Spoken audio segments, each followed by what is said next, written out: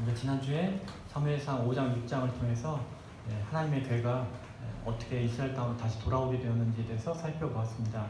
그래서 오늘 읽은 7장 1절 2절에 살펴보시면 지난주에 우리가 살펴보았어요. 기럇 여아림으로 돌아온 그 법궤가 약 20년 동안 그곳에 있었고 아비나답의 집에 머물게 됩니다.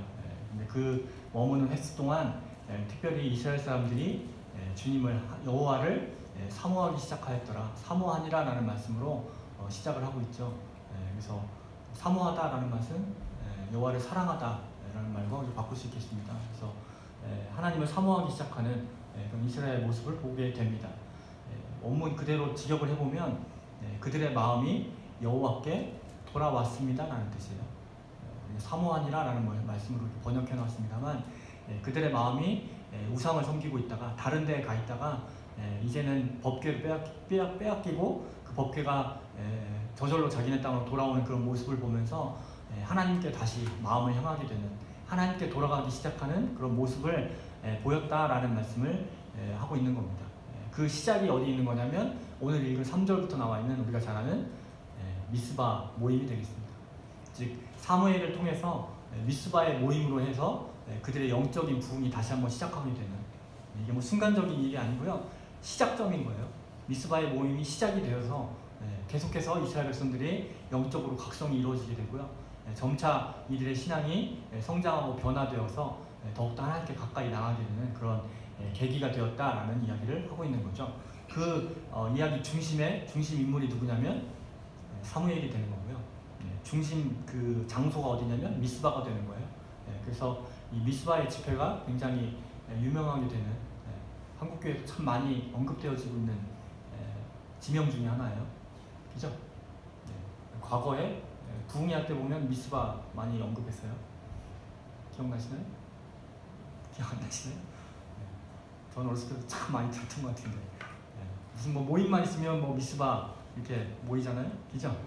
요즘에도 그래요. 요즘에도 무슨 모임이 있으면 미스바 집회처럼 미스바처럼 우리가 회복을 해야 된다 그래서 이 미스바 집회를 한국교회가 참 좋아하는 구절 중에 하나예요. 특별히 목사님들이 좋아하시죠.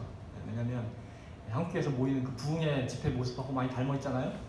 그래서 많이 들었던 말씀이기도 하고 많이 언급했던 그런 부분이기도 합니다. 특별히 이 미스바 집회 가운데 우리가 잘 아는 에벤에셀이 또 등장을 해요. 에벤에셀이라는 그 기적의 사건이 등장을 하기 때문에 한국 사람들이 많이 들었고 사랑하는 그런 구절 중에 하나가 오늘 읽은 사무엘상 7장에 나와 있는 그런 말씀이 되겠습니다. 말씀을 조금 살펴보면 사무엘이 이스라엘의 이제 영적인 지도자로 본격적으로 활동을 시작하는 겁니다.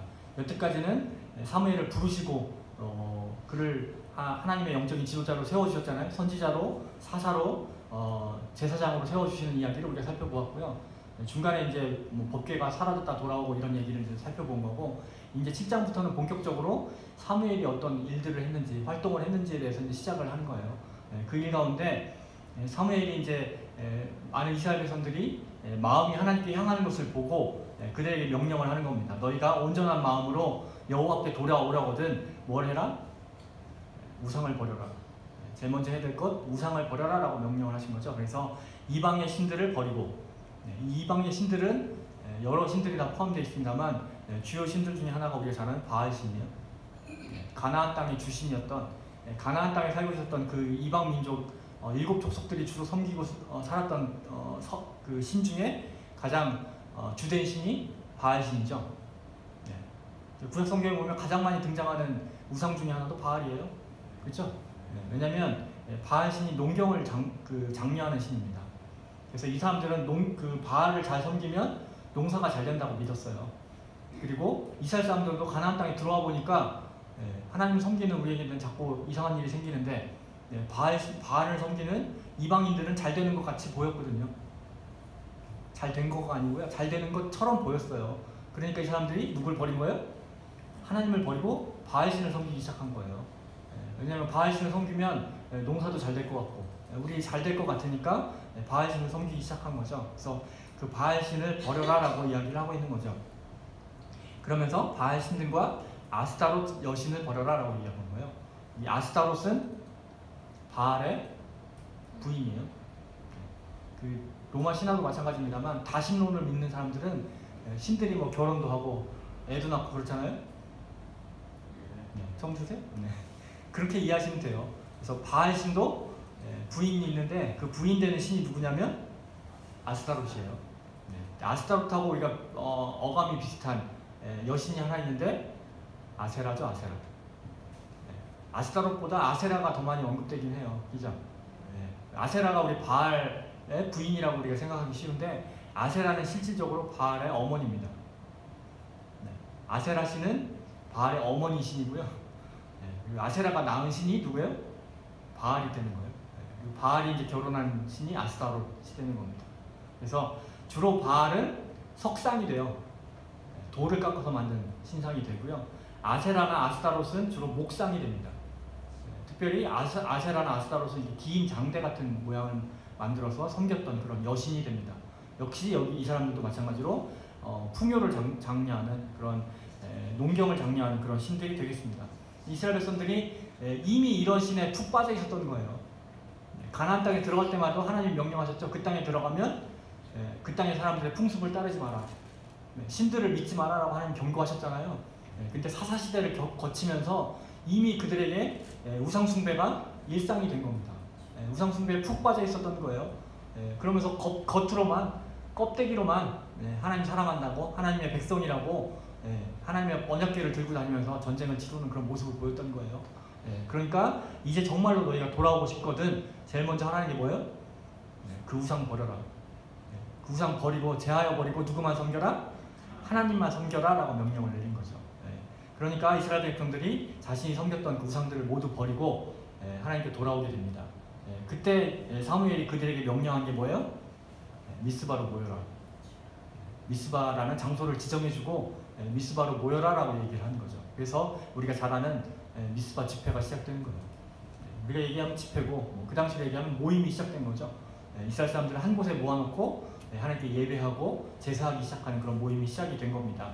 이렇게 미스바에 모였을 때 그들이 물을 길어놓고 하나님께 번제를 드리고 그리고 종일 금식하며 죄를 고백하며 영적 부흥운동을 시작을 한 거예요. 이 소식이 어디까지 들려져요? 블레셋 땅까지 들려지게 된 거예요. 야, 저 사람들 모였대더라. 모여서 뭐 한대? 물어봤더니 뭐 하고 있어요? 제사하고 있는 거예요. 좋은 기회잖아요. 그죠? 이스라엘 사람들이 한 자리에 모였고요. 모여서 뭐 전쟁 준비를 하고 있거나 군대를 모집하거나 이런 게 아니고 모여서 뭐 했어요? 예배 드리고 있으니까 좋은 기회잖아요.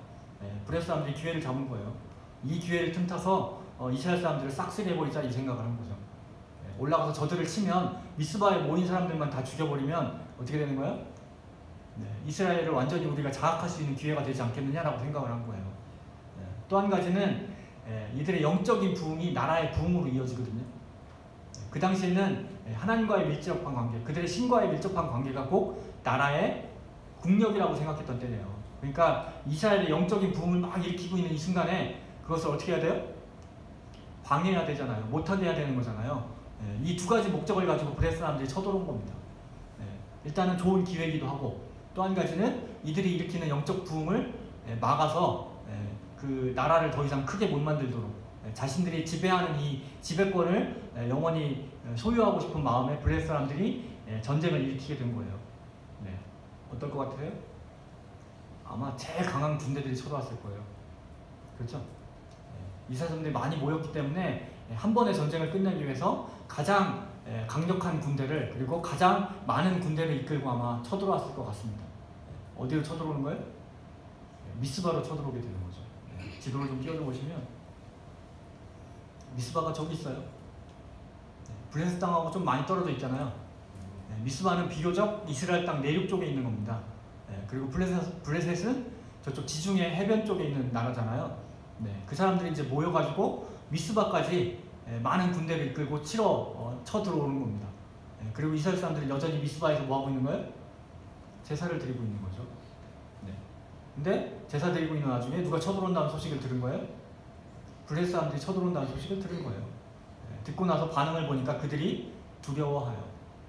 두려워할 수밖에 없죠. 전쟁 준비가 돼 있어요, 안 돼 있어요? 안 돼 있죠. 이들이 뭐 하고 있는 거예요? 하나님께 예배하고 있다니까요. 하나님 제사 드리고 있다니까요. 하나님과 관계를 개선해 보려고, 하나님만 잘 섬겨 보려고, 나름대로 신앙을 개선해 보려고, 잘 해보려고 노력하고 있는 와중에 외국에 군대가 쳐들어온 거잖아요. 안 좋은 일이 생긴 거죠. 이쯤 되면 하나님께 물어볼 수 있는 거예요. 하나님 왜 그러세요? 우리 하나님 잘 섬겨보겠다는데 왜 우리한테 이런 고난을 주세요? 이렇게 얘기할 수 있는 거죠. 하나님께 나아가는데 항상 이런 장애물이 발생함을 꼭 믿으시길 바랍니다. 왜냐하면 마귀는 우리가 하나님과 가까워지는 걸 원치 않습니다. 우리가 하나님과 가까워지는 것을 하나님은 원하세요. 하나님 기뻐하세요. 하지만 마귀와 사탄은 우리가 그렇게 하는 걸 절대로 원하지 않습니다. 어떻게 하면 그걸 한번 방해해볼까? 그걸 심술 부려볼까? 노력하는 존재가 되는 거예요. 그러니까 항상 우리가 하나님과 가까워지려고 자꾸 노력을 하면 뭐가 자꾸 생겨요? 방해하고자 하는 그런 일들이 터져요. 원망하지 마시기 바랍니다. 하나님이 하신 게 아니고요. 우리를 막으려는 마귀 대적자가 그렇게 하는 거니까. 어려운 일이 생길 때마다 어떻게 해야 돼요? 포기하지 마시고 더 가까이 하나님께 나가시길 바랍니다. 더 가까이 하나님께 다가가시길 간절히 바랍니다. 우리가 포기하는 것을 마귀가 원하는 일이고 하나님은 원치 않으십니다. 우리가 가까이 오는 것을 하나님이 원하심을 꼭 믿으시고 어려운 가운데서도 하나님께 늘 가까이 나아갈 수 있는 저와 여러분 삶이 다 되시길 주님의 이름으로 축원합니다. 어쨌든 문제가 발생했잖아요. 지금 전쟁 준비가 안 돼 있는데 쳐들어오니까 이 사람들이 누구한테 부탁을 하는 거냐면 사무엘에게 부탁을 하는 겁니다. 우리 하나님께 기도하여 주셔서 하나님의 도움을 구하여 주셔서 우리를 구원해 주십시오. 우리를 저들의 손으로부터 지켜주십시오 라고 사무엘에게 부탁을 한 거죠. 그랬더니 사무엘이 거기서 어린 양 한 마리를 잡아서 온전한 번제를 하나님께 드리면서 하나님께 기도를 하는 겁니다. 블레셋의 손에서 우리를 건져 주십시오 라고 기도했을 때 하나님께서 큰 우레소리를 바라셔서, 천둥 소리예요? 천둥 소리만 나는 거죠. 큰 소리를 바라셔서 블레셋 사람들을 어지럽게 하셨더라, 당황케 하셨더라라는 말이에요. 전쟁하러 온 사람들이 그 소리가 어찌나 크고 위험이 있었든지 그 소리 앞에서 당황스러워서 어지러워서 전쟁을 제대로 치르지를 못했던 거죠. 그래서 결국 그 전쟁에서 누가 승리하게 돼요? 이스라엘 사람들이 승리하게 됩니다. 이스라엘 사람들이 한 일이 없어요. 누가 하시고 있는 거예요? 하나님이 나와서 싸워주시고 계신 거죠. 하나님이 싸워주심으로 그들이 미스바에서 대패하게 됩니다. 크게 패해서 도망가기 시작한 거예요. 도망가기 시작하니까 이스라엘 사람들이 어떻게 하는 거예요? 쫓아나선 거예요. 쫓아나서서 패잔병들을 이제 정리를 하는 거죠. 그래야 이 사람들이 다시 못 쳐들어오잖아요. 그래서 나와서 싸우기 시작해서 어디까지 이르게 되는 거냐면 벳갈까지 이르렀더라. 미스바에서 벳갈에까지 이르렀더라 라고 이야기하는데 지난주에도 말씀드렸지만 벳갈이라는 곳이 어딘지는 잘 몰라요. 근데 블레셋 사람들이 도망가는 곳이니까 아마 블레셋 땅 쪽에 있었겠죠. 지도를 좀 띄워줘 보시면 미스바가 저쪽에 있어요. 그래서 이스라엘 지도 블레셋 사람들이 미스바로 쳐들어온 거잖아요. 그래서 도망가는 곳이 벳갈인데 벳갈이라는 그 지명 이름이 지금은 남아있지 않기 때문에 성서학자들이 추정하건대 베토론하고 비슷하잖아요. 그래서 아마 저 베토론이 아닐까라고 추정을 해요. 추정만. 베토론이 왜냐면 그 블레셋 가는 길에 있거든요. 아마 그 길 쪽으로 도망가지 않았을까 추정만 하는 거예요. 근데 어찌됐든 이 벳갈이라는 곳이 블레셋 땅 쪽에 있는 거예요. 블레셋 땅은 아니고 블레셋 땅으로 가는 길에 있는 겁니다. 그래서 미스바에서 나와서 벳갈까지 치러 가는 거죠. 그래서 한 장만 넘겨주시면 저쪽 요단강 쪽으로 도망가진 않았을 거 아니에요. 블레셋 땅에서 미스바로 쳐들어왔다가 거기서 지고 나니까 어디로 도망가야 돼요? 원래 자기네 땅으로 도망가야 되잖아요. 저 반대편으로 도망갈 수 없으니까. 도망가는 길에 뭐가 있었던 거냐면 벳갈이 있었던 거고요. 그것까지 뒤쫓으면서 그들을 무찌르게 되는 거예요. 회잔병을 철저하게 치게 되고요. 그 큰 승리를 기념하는 의미에서 미스바와 센 사이에 뭘 세워요? 큰 돌 하나를 세워놓고 그 돌을 뭐라고 명명하는 거예요? 에벤에셀이라고 명명하는 거죠. 에벤에셀의 뜻이 뭐예요? 도움의 돌이라는 뜻이에요. 도움의 돌. 그래서 사무엘이 이야기를 여기까지 하나님이 우리를 도와주셨습니다 라는 것으로 세워놓게 되는 거죠. 중요한 것은 센이라는 것도 어딘지 잘 몰라요. 근데 센이라는 그 지명의 이름의 뜻이 뭐냐면 뾰족한 바위돌 이런 뜻이에요. 그러니까 아마 미스바와 그 블레셋 경계에 있는 바위돌이 많은 그런 지경이었던 것 같아요. 그러니까 그곳에서 돌을 구하기 쉽잖아요. 작은 돌은 아니었던 것 같고 누구나 볼 수 있는 큰 돌 하나를 굴려다 거기다 세워놓은 거예요.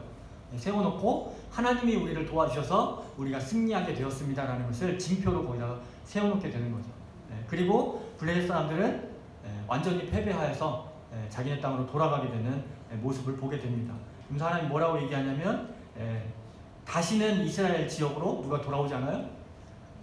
브레스 사람들이 쳐들어오지 못하도록, 다시는 이 브레스 사람들이 이스라엘 땅을 넘보지 못하도록 누가? 하나님의 손이 그들을 막아주셨습니다. 하나님이 막아주셨습니다. 믿으시길 바랍니다. 누가 사는 동안? 사무엘이 사는 동안. 영적 지도자의 중요성입니다. 엘리가 있을 때는 그들이 아무리 전쟁을 하고 하나님의 법궤까지 들고 나가서 전쟁을 했는데도 졌어야 이겼어요. 질 수밖에 없었잖아요. 근데 사무엘이라는 영적 지도자가 딱 바로 쓰니까 누가? 하나님이 그들을 막아주십니다. 하나님이 이기게 하시는 역사가 일어났음을 믿으시길 간절히 바랍니다. 사무엘이 한 사람이 훌륭한 지도자가, 영적 지도자가 올바로 서니까 이스라엘 공동체 전체가 하나님의 보호하심을 받게 되는 하나님의 역사가 있었음을 믿으시길 간절히 바랍니다. 영적 지도자가 중요합니다. 제가 이제 목사님 그러시니까 잘하셔야 돼요. 그 눈치여서 제가 잘할 거예요. 중요한 것은 여러분 한 사람 한 사람이 영적 지도자임을 잊지 마시길 간절히 바랍니다. 여러분 한 사람 한 사람이 제대로 쓰면 여러분 가정이 제대로 쓸 수 있고요. 여러분 직장이 올바로 쓸 수 있고요. 여러분이 속한 공동체 전체가 하나님의 영광을 보게 되는 하나님의 역사가 있음을 믿으시길 간절히 바랍니다. 하나님이 그런 지도자들을 세워주셨다니까요. 우리가 무너지면 나 하나 무너진다고, 내 신앙 하나가 물러난다고 무슨 일이 있겠어? 아니라니까요. 나 하나가 무너지면 내가 속한 가정이, 내가 속한 공동체가 물러나게 돼 있다니까요. 무너지게 돼 있다니까요. 명심하시길 간절히 바랍니다. 사무엘 하나가 올바로 섰는데 이스라엘 전체가 하나님께 돌아오고 있잖아요. 여러분 한 사람 한 사람이 하나님께 올바로 쓰면 여러분이 속한 공동체가 하나님께 돌아가게 되어 있습니다. 하나님의 영광을 보게 되어 있습니다. 하나님 우리를 사무엘과 같은 영적인 지도자로 세워주셔서 이 마지막 때에 우리 때문에 우리가 속한 많은 공동체가 하나님의 영광을 보게 하여 주시옵소서. 하나님의 역사를 경험하게 하여 주시옵소서. 기도할 수 있는 저와 여러분 삶이 다 되시길 주님의 이름으로 축원합니다. 그리고 나서 이스라엘 사람들이 블레셋 사람들에게 빼앗겼던 성읍들을 되찾게 됩니다. 우리 성경에 보면 에그론과 가드를 빼앗아 왔더라 라고 표현을 하고 있어요. 근데 지난주에 말씀드렸는데 에그론과 가드가 블레셋 사람들의 주요 도시 중에 하나예요. 기억나시죠? 블레셋의 5 주요 도시 중에 하나가 에그론하고 가드예요. 그래서 에그론하고 가드를 빼앗았다는 얘기는 좀 말이 안 맞고요. 원어대로 번역을 하면 에그론과 가드 사이에 있는 성읍들도 빼앗아 왔더라 라는 뜻이에요. 에그론과 가드 주변에 있는, 지도를 잘 보시면 에그론하고 가드가 비교적 이스라엘하고 경계 지역에 있었던 도시잖아요. 그러니까 이스라엘 사람들이 우상 숭배를 할 때는 블레셋 사람들이 강성해져서 이스라엘 땅으로 자꾸 건너 넘어온 거예요. 영토를 확장해 온 거죠. 근데 하나님을 잘 섬기니까 하나님이 그들을 막아주셔서 이스라엘 사람들을 강성케 하시니까 이번엔 어떻게 된 거예요? 원래 있던 영토를 회복하기 시작한 거예요. 하나님이 주셨던 그 땅을 회복하기 시작한 거죠. 그래서 빼앗겼던 땅을 회복하고 원래의 영토대로 자꾸 넓혀져가는 그런 모습을 보이게 된 겁니다. 또 하나는 거기 보면 아모리 사람들과도 화평하게 지냈더라 라고 얘기하고 있어요. 이 아모리 족속이 누구냐면 가나안의 7 족속 중에 하나예요. 가나안의 7 족속이 살고 있었잖아요. 하나님 명령하셨죠. 가나안 땅에 들어갈 때 그 사람들 다 멸하라고 명령하셨는데 이스라엘 사람들이 그 명령에 순종하지 못해서 많은 그 잔당들이 남아있었죠. 남아있는 족속 중에 가장 강력했던 족속이 누구냐면 아모리 족속이에요. 구약 성경을 잘 보시면 아모리 족속이 가장 많이 언급되는 족속 중에 하나예요. 가나안 7 족속 중에 가장 많이 언급이 되어집니다. 근데 이스라엘 백성들이 우상 숭배하고 자꾸 하나님을 배신하니까 하나님이 블레셋을 들어서 그들을 치시고 또 그 밑에 살고 있었던 아모리 족속을 들어서 이스라엘을 자꾸 괴롭히셨던 거예요. 근데 사무엘이 올라서고 그리고 그들이 영적인 각성이 일어나기 시작하고 그들이 부강해지기 시작하니까, 강력해지기 시작하니까 아모리 족속이 찾아와서 어떻게 한 거예요? 우리 좀 친하게 지내자 이제. 평화를 이야기한 거죠. 평화롭게 지내게 된 거예요. 어디서 많이 봤던 장면이잖아요. 아브라함이 그랬고요. 이삭이 그랬고 야곱이 그랬죠. 그가 하나님 앞에서 올바로 섰을 때 주변에 있던 많은 나라들이 먼저 찾아와서 어떻게 해요?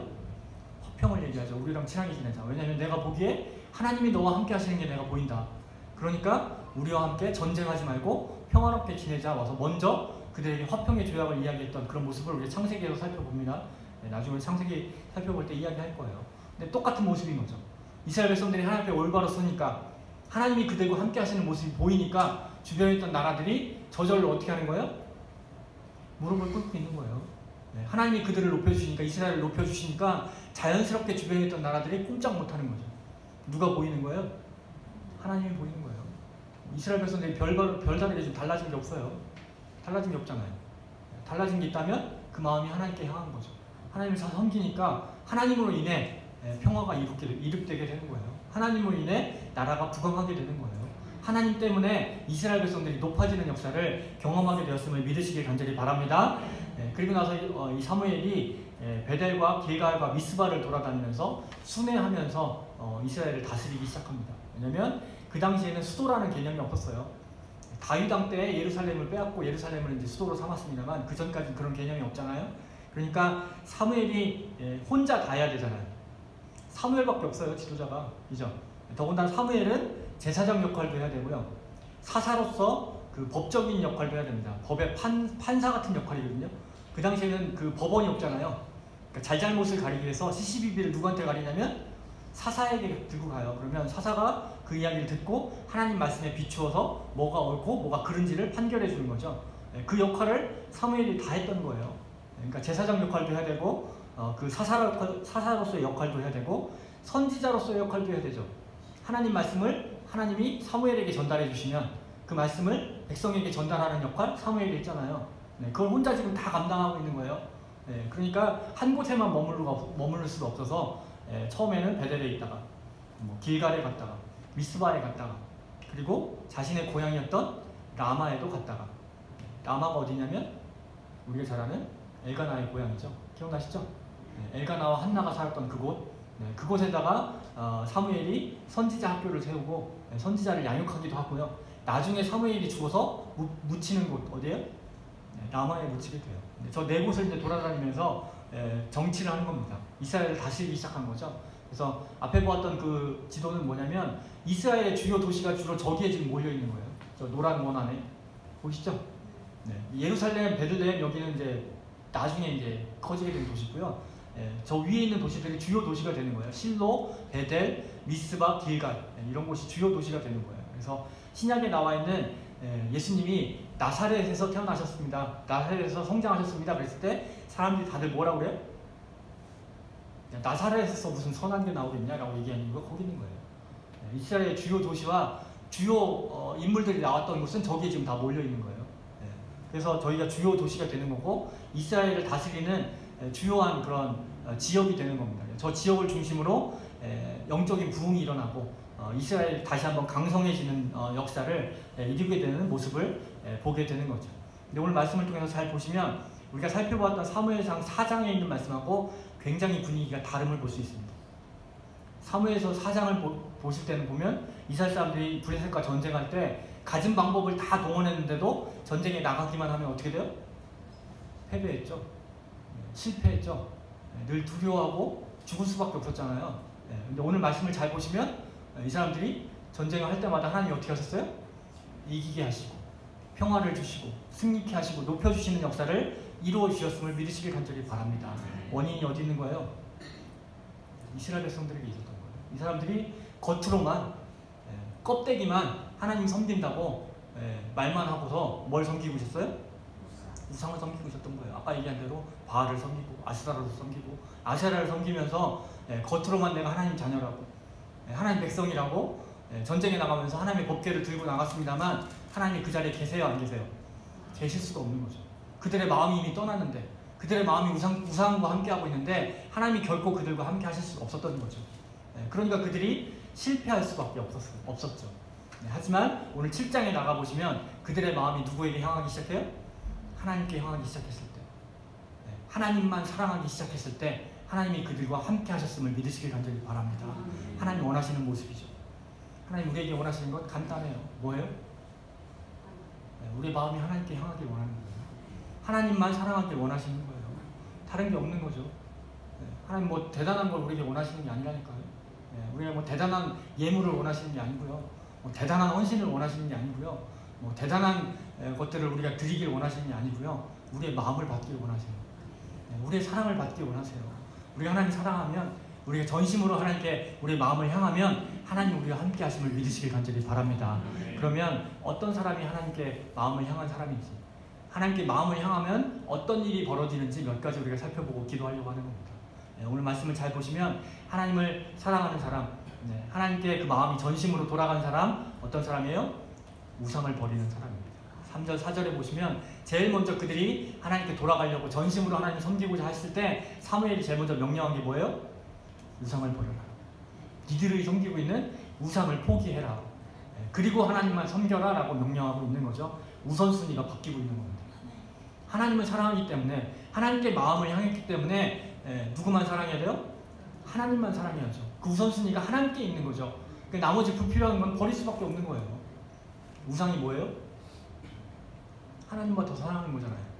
하나님보다 더 사랑하는 것이 가치 없어지니까 자꾸 버리게 되는 거예요. 하나님께 마음을 향한 사람들의 특징임을 믿으시길 간절히 바랍니다. 헷갈리긴 합니다만 하나님께 마음을 향하면 우상을 버리게 되어 있고요. 우상을 버리면 하나님께 마음이 향하게 되어 있습니다. 이게 뭐 동시적으로 일어나는 사건이에요. 하나님을 사랑하는 자, 우상을 버릴 수밖에 없죠. 하나님이 내 마음속에 우선순위가 됐는데, 최우선이 되었는데 하나님만 사랑하는데 마음속에 우상이 자리 잡을 자리가 없는 거죠. 자연스럽게 버릴 수밖에 없는 거죠. 포기할 수밖에 없는 거죠. 하나님이 여러분 삶 가운데 최우선순위가 되시길 간절히 바랍니다. 말로만 내가 하나님 사랑합니다. 하나님께 내가 전심을 향하겠습니다. 그러면서 마음속에 우상을 품고 있으면 사무엘상 4장에 있는 일이 똑같이 벌어질 수밖에 없다니까요. 전심으로 하나님을 사랑하고 전심으로 하나님께 마음을 기울이는 자, 우선순위가 하나님께 있게 되어 있습니다. 우상을 버리시고 하나님만 사랑하심으로 하나님의 거룩하신 임재하심을 경험케 되시길 주님의 이름으로 축원합니다. 두 번째로는 하나님 앞에 모이는 자입니다. 사무엘이 우상을 버리고 나서 뭐 하라고 했어요? 미스바로 모여라. 미스바로 모였을 때 하나님이 그들과 함께 하셨음을 믿으시길 간절히 바랍니다. 성령이 언제 임했어요? 이제 제가 더 이상 얘기 안 해도 되죠? 모이기만 하면 하나님이 임재하신다니까요. 성령 충만이 뭐라고요? 하나님이 임재하심이라니까요. 방언하고 예언하는 것은 그거의 하나의 증표이고 나타나는 일부분일 뿐이고요. 진짜로 성령의 충만함은 하나님이 내 안에 내주하시는 거잖아요. 거룩하신 하나님께서 성령이 되셔서 성령의 모습으로 우리 가운데 임재하시는 것, 그것이 성령 충만이잖아요. 언제 성령 충만 받았다고요? 모일 때 하나님 임재하신다니까요. 우리가 함께하는 걸 하나님이 기뻐하신다니까요. 하나님이 예수 그리스도를 나의 구주라고 고백하는 사람들이 모이는 그 모임 가운데 함께 하시길 원하신다니까요. 예수님이 약속하셨잖아요. 마태복음 18장 20절에 보면 두세 사람이 내 이름으로 모인 곳에 나도 그들 중에 있느니라. 예수님 약속임을 믿으시길 바랍니다. 이게 언제 나온 거냐면 예수님이 교회에 대해 약속하실 때 나온 말씀이에요. 교회에 대한 언급이 마태복음에만 나와 있습니다. 너희가 교회에 대해 죄를 사하는 권세를 줄 텐데 누구의 죄를 사하면 사하게 될 것이고 그대로 두면 그대로 있으리라. 또한 너희가 같이 모여서 합심해서 나에게 기도하면 내가 반드시 응답하리라 라고 말씀하시면서 이 말씀을 주신 거예요. 두세 사람을 모인 곳에 내가 함께하겠다. 믿으시길 간절히 바랍니다. 우리가 물론 혼자 하나님을 만날 수 있습니다. 하나님 임재를 경험할 수 있습니다. 그렇죠? 집에 혼자 있으면서 길을 혼자 걸으면서 하나님의 거룩하신 임재하심을 경험할 수 있습니다. 성령 충만함을 경험할 수 있습니다. 하지만 확실한 하나님의 약속이 있죠. 언제요? 우리가 모일 때. 함께 모일 때 하나님이 반드시 함께 하겠다고 약속하셨거든요. 하나님 약속을 지키십니다. 그래서 우리가 여기 모여서 예배하는 거 아닙니까? 혼자 예배할 수도 있습니다만 여기서 모이는 이유가 뭐 여러 가지 이유가 있습니다만 그 이유가 있음을 믿으시길 간절히 바랍니다. 우리가 한 모습으로 한 마음으로 하나님 사랑하는 마음 가지고 이 자리 한 곳에 모일 때 하나님 반드시 함께 하십니다. 반드시 이 자리에 임재해 주십니다. 함께 하시는 하나님 되심을 믿으시길 간절히 바랍니다. 그러니까 교회가 무가치하다고 무교회주의자들이 혼자 예배하면 되지 지들끼리 교회 만든다고 만들어서 맨날 싸우고 다투고 엉뚱한 모습만 보인다고 교회를 없애자고 얘기하는 사람들이 많이 있습니다만 결코 하나님이 원하시는 모습이 아니죠. 하나님 교회를 사랑하십니다. 우리가 부족하지만 연약하지만 교회를 참 사랑하십니다. 왜요? 예수 그리스도를 믿는 성도들이 한자리에 모이는 걸 좋아하신다니까요. 기뻐하신다니까요. 그게 교회잖아요. 예배당은 우리 건물이고 여러분 한 사람 한 사람은 교회라니까요. 우리 함께 모일 때 하나님 기뻐하시고 함께 하심을 믿으시길 간절히 바랍니다. 우리의 마음이 하나님께 향하면 자연스럽게 모이게 되어 있습니다. 누가 시키지 않아도 모이고 싶다니까요. 같이 모이면 기쁘다니까요. 감사하다니까요. 감격이 넘치게 돼 있다니까요. 이 얘기하니까 또 목사님이 교회 열심히 나오라고 하는 소리인가 보다. 오해하지 말고 들으시기 바랍니다. 제가 열심히 나오라고 얘기 안 해도 하나님 사랑하는 자, 하나님께 마음을 향한 자는 함께 모일 때 기쁘게 돼 있습니다. 자꾸 모이시길 바랍니다. 꼭 이 자리가 아니더라도 여러분 그 두세 사람이 같이 모여서 기도하세요. 예배하세요.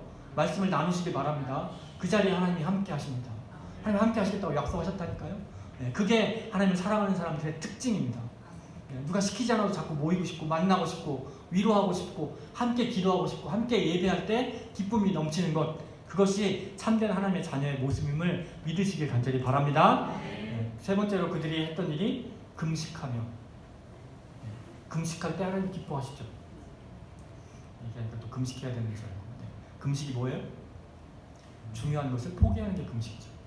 우리가 밥을 먹지 않으면 죽는 거예요. 그죠? 사람이 먹지 않으면 죽는 거잖아요. 죄송해요. 아침부터 제가 죽는 얘기해서. 그죠? 그 중요한 것을 내가 포기하면서까지 누구에게 집중하겠다는 거예요? 하나님께 집중하겠습니다. 그게 금식이잖아요. 그러니까 금식을 우리가 자랑할 필요가 없어요. 내가 40일 금식을 3번 했습니다. 그게 프로필에 올라갈 필요가 없다니까요. 그게 거기에 왜 올라가 있냐고요. 40일 금식 3번 하신 게 자랑이에요? 죄송해요. 저는 못하니까 이런 얘기. 본인은 못하면서 그런 얘기 한다고 하실 수 있겠습니다만 금식은 자랑이 아닙니다. 우리가 하나님께 나의 중요한 것을 포기하고 내가 하나님을 만나겠습니다. 하나님께 집중하겠습니다는 고백임을 믿으시길 간절히 바랍니다. 이스라엘 백성들이 금식했다는 이유는 뭐냐면 여태까지 내가 다른 데 신경 썼던 것을 다 끊고 오로지 누구에게? 하나님께 집중하겠습니다. 간절함이었던 거죠. 그 간절함 가운데 하나님 그들을 만나주셨음을 믿으시길 간절히 바랍니다. 내가 마음속으로 내가 하나님께 우리의 마음을 향합니다. 내가 하나님 사랑합니다 라고 얘기하면서 엉뚱한 데 마음 쏟고 있고 엉뚱한 거 사랑하고 있고 엉뚱한 거 쫓아가고 있으면 하나님이 그 사람을 만나줄 수가 없는 거죠. 그래서 금식한 이유가 거기 있었던 거예요. 마음이 하나님께 돌아갔기 때문에 그 마음 전체를 누구한테 쏟고 있는 거예요? 하나님께 쏟을 때 하나님 기뻐하십니다.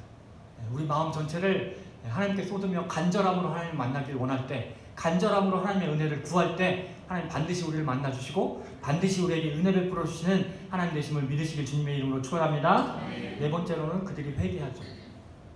모여서 회개하였더라. 금식하며 회개하였더라. 회개가 뭐예요? 죄를 고백하는 게 회개죠.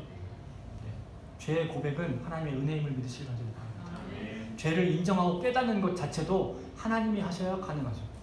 내가 할 수 있는 일이 아닙니다. 수요일날도 말씀드렸습니다만 회개할 수 있는 은혜를 구하시길 간절히 바랍니다. 내가 죄인임을 깨닫는 것 자체가 은혜라니까요. 그게 아무나 할 수 있는 일이 아니라니까요. 너무나 쉽게 이 자리에 나오기만 하면 하나님 저희가 죄인입니다. 부족합니다. 고백할 수 있는 게 하나님의 은혜인 거예요. 하나님이 하신 일이라니까요. 우리가 부족함을 고백할 때, 우리가 연약함을 고백할 때 하나님이 은혜 주신다니까요. 이 자리에 오셔서 하나님 저는 의인인데요. 저는 다 잘했는데요. 잘 지켰는데요. 하나님 말씀대로 다 지키며 잘 살았는데요. 라고 얘기하면 하나님 주실 은혜가 없는 거죠. 하지만 우리의 부족함을 솔직하게 고백할 때, 낮아질 때 하나님 저는 부족합니다. 할 수 없습니다. 라고 고백할 때 하나님 은혜 주심을 믿으시길 간절히 바랍니다. 하나님 사랑하는 사람들의 특징인 거예요. 하나님 사랑하니까 하나님 앞에 나갈 때마다 뭐가 보여요? 내 부족함이 보이는 거예요. 내가 할 수 없음이 자꾸 보이는 거예요. 그러니까 하나님 앞에 뭐라고 고백해요? 저는 부족합니다. 죄인입니다. 저는 할 수 없습니다. 라고 고백했을 때 하나님 만나주시고 응답해 주시고 우리를 위해 싸워주시는 하나님 되심을 믿으시길 간절히 바랍니다. 다섯 번째로 그들에게 온전한 예배가 있었습니다. 온전한 제사이죠. 이 제사드리는 시점을 잘 생각할 필요가 있어요. 어떤 시점이에요? 블레셋 사람들이 쳐들어오는 시점이에요. 블레셋 사람들이 쳐들어오고 있는데 이 사람들이 뭐 하고 있어요? 예배하고 있어요. 예배할 때가 아니죠. 뭐 해야 돼요? 전쟁 준비해야 되잖아요. 전쟁 준비를 하지 않고 뭐 하고 있어요? 예배 드렸어요. 하나님께 집중하고 있는 거죠. 예배는 뭐예요? 하나님과의 교제입니다. 하나님과 만나는 시간이죠. 그 만나는 시간이 소중했기 때문에, 그게 중요하기 때문에 적들이 쳐들어오는 그 시간에 전쟁 준비하지 않고 뭐 했어요? 예배했습니다. 온전한 예배가 있었을 때 그들의 그 믿음을 보시고 그 사랑을 보시고 야 이들이 정말로 하나님께 돌아왔구나는 것을 아시고 하나님이 그들을 위해 싸워주셨음을 믿으시길 간절히 바랍니다. 예배가 중요한 거예요. 하나님께 마음을 향한 자는 하나님께 예배하게 되어 있습니다. 하나님께 예배하는 그 시간이 소중하게 되어 있다니까요. 제가 전에도 말씀드렸습니다. 내가 구원받은 백성이라고 하나님의 자녀라고 얘기하면서 예배는 저 뒷전에 가 있고 내가 할 일이 우선돼 있고 내가 해야 되는 일이 우선시 돼 있는 사람을 과연 하나님을 사랑하는 자라고 우리가 믿을 수 있는가 돌아볼 필요가 있는 거죠. 하나님을 사랑하는 자, 마음이 하나님께 향한 자, 예배가 소중하게 되어 있습니다. 온전한 예배의 자리로 나아가게 되어 있습니다. 누가 시키지 않아도 그 자리가 기쁘게 되어 있고요. 감사하게 되어 있습니다. 예배하심으로 함께 하시는 하나님, 우리를 도와주시는 하나님 경험하게 되시길 주님의 이름으로 축원합니다. 마지막으로 에벤에셀의 하나님이죠. 에벤에셀의 돌을 왜 세웠겠냐고요. 이스라엘의 경향상 거기다 돌을 세워놓으면 그 돌을 섬길 가능성이 있죠. 광야에서 모세가 놋뱀을 들었을 때 이스라엘 백성들이 그 놋뱀을 섬겼잖아요. 하나님 섬기라고 놋뱀을 주셨는데 엉뚱하게 그 사람들이 놋뱀을 섬겼잖아요. 근데 사무엘이 거기다가 에벤에셀이라는 돌을 세워놓은 이유는 뭐예요? 누구 기억하라는 얘기예요? 하나님을 기억하라는 거죠. 하나님이 여기까지 도와주셨음을 잊지 마라라고 이야기하고 있는 거죠. 에벤에셀이라는 돌이 중요한 게 아니고요. 뭐가 중요한 거예요? 하나님이 중요한 거죠. 하나님이 하셨음을 기억하라는 얘기예요. 이스라엘 사람들이 왜 우상숭배에 빠졌어요? 가장 큰 이유는 애굽에서 그들을 구원해 주신 하나님의 역사를 잊어버렸을 때 우상숭배에 빠질 수밖에 없었음을 명심하시길 간절히 바랍니다. 우리가 하나님을 잊으면 하나님이 나를 향한 그 구원의 역사를 잊어버리면 우리가 나도 모르게 우상숭배에 빠질 수밖에 없다니까요. 다른 걸 사랑할 수밖에 없다니까요. 이 하나님을 기억하게 되시길 간절히 바랍니다. 그래서 우리가 주일날마다 모이는 거잖아요. 주일날 왜 모여요? 날 위해 십자가 주신 예수님 3일 만에 부활하신 그날 어느 날이에요? 주일날이죠. 그래서 주일날마다 모여서 예수님 때문에 내가 다시 살았습니다. 예수님 날 위해 다시 사셨습니다. 그것을 내가 잊지 않습니다. 기억하겠습니다. 라는 의미로 하나님께 예배 드리는 거잖아요. 기억하시길 간절히 바랍니다. 하나님 사랑하는 자, 하나님의 역사를 잊어버리지 않습니다. 반드시 기억하고 하나님께 감사하는 사람, 하나님께 영광 돌리는 사람, 하나님을 사랑하는 사람임을 잊지 마시길 간절히 바랍니다. 중요한 것은 우상을 섬기는 방법과 하나님을 섬기는 방법이 극명하게 다르다는 얘기예요. 사장에서 우상을 섬길 때는 이 사람들이 복을 쫓아다녔어요. 복 받는 것이 그들의 목적이었어요. 그들이 뭐만 하면 됐어요? 전쟁에 이기기만 하면 됐어요. 그러니까 수단 방법을 다 동원했죠. 심지어 하나님의 법궤까지 들고 갔지만 그들이 전쟁에서 이겨 쓰러졌어요. 질 수밖에 없었어요. 우상 숭배하는 사람들의 특징입니다. 하나님을 섬기는 사람들의 특징이에요. 어떤 특징이 있어요? 하나님께 집중합니다. 그들의 목적이 하나님과의 만남에 있습니다. 복 받는 거에 목적이 있는 것이 아니라 하나님과의 만남 자체가 그들의 삶의 목적입니다. 하나님과의 아름다운 교제 자체가 그들의 삶의 목표가 됨을 믿으시길 간절히 바랍니다. 하나님의 사랑하는 자의 특징인 거죠. 우리가 복을 쫓아다닐 필요가 없어요. 승리를 쫓아다닐 필요가 없다니까요. 하나님과의 관계에 집중하니까 누가 그들을 위해 싸워주셨어요? 하나님이 그들을 위해 싸워주십니다. 그들의 방패막이가 되어주십니다. 그들을 높여주시잖아요. 그들의 영토가 넓어지게 되잖아요. 주변 나라가 쩔쩔매게 하시잖아요. 왜요? 하나님과의 관계가 회복되니까 하나님이 함께 하시기 때문에 우리의 삶이 되시길 간절히 바랍니다. 우리가 복을 쫓지 않았으면 좋겠습니다. 승리를 쫓아다니지 않았으면 좋겠습니다. 나의 계획을 쫓아다니지 않았으면 좋겠습니다. 나의 성공이 나의 인생의 목표가 되지 않았으면 좋겠습니다. 하나님의 목표였으면 좋겠습니다. 하나님과의 만남이 우리의 기쁨이 되시길 간절히 바랍니다. 하나님과의 올바른 관계를 맺기만 하면 하나님이 도와주신다니까요. 하나님이 함께 해주신다니까요. 하나님이 나를 위해 싸워주신다니까요. 하나님이 다 막아주신다니까요. 다른 나의 대적들이 내 앞에서 쩔쩔맬 수 있도록 우리의 털끝 하나 건드리지 못하도록 하나님이 막아주신다니까요. 내가 막을 수 있는 일이 아니라니까요. 내가 할 수 있는 일이 아님을 명심하시길 간절히 바랍니다. 오늘 이스라엘의 모습을 통해서 하나님과의 관계가 중요함을 다시 한번 깨닫게 됩니다. 우리의 마음이 하나님께 돌아갈 수 있었으면 좋겠습니다. 우리의 우상을 버리고 우리의 거짓됨을 버리고 우리의 목표들을 버리고 하나님께 향하게 되시길 간절히 바랍니다. 이 하나님과 만남을 통해서 이 하나님과의 올바른 교제를 통해서 나를 위해 싸워주시는 하나님, 나의 방패가 되어주시는 하나님, 나를 높여주시는 하나님 늘 경험할 수 있는 저 여러분의 삶이 다 되시길 주님의 이름으로 축원합니다. 우리 말씀을 기억하시면서 기도하실 텐데 이스라엘의 모습을 통해서 우리의 모습을 다시 한번 돌아보게 됩니다. 하나님, 우리가 엉뚱한 데 마음을 쏟고 있지 않은지 우리 모습을 돌아보게 하셔서 하나님만 사랑하게 하시고 하나님께 우리의 마음을 쏟게 하시고 하나님께 우리의 마음을 온 정성을 향하게 하여 주셔서 하나님과의 교제함으로 하나님과 늘 함께함으로 승리하는 삶, 하나님께서 높여주시는 삶 살게 하여 주시옵소서. 우리 다 함께